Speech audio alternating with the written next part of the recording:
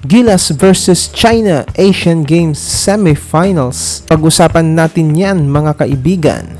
Sa unang yugto ay di agad nakuha ng Gilas ang kanilang rhythm.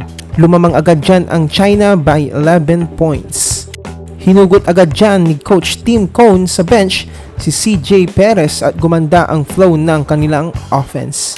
Nagkaroon dyan ng 13-4 run ang Gilas at natapos ang first quarter 19-17 in favor of China.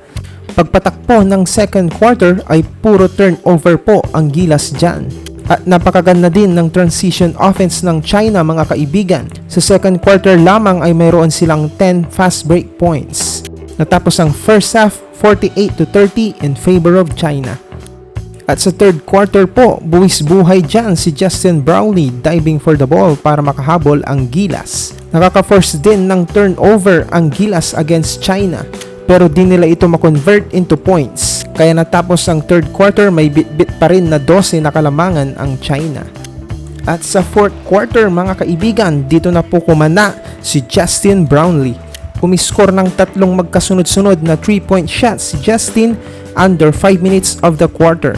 May bit-bit pa rin na 4 na kalamangan ang China dyan mga kaibigan.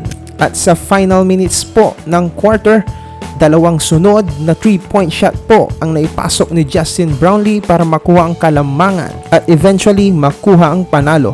Isang malupit na comeback win po ang nangyari mga kaibigan. Final score po natin 77-76.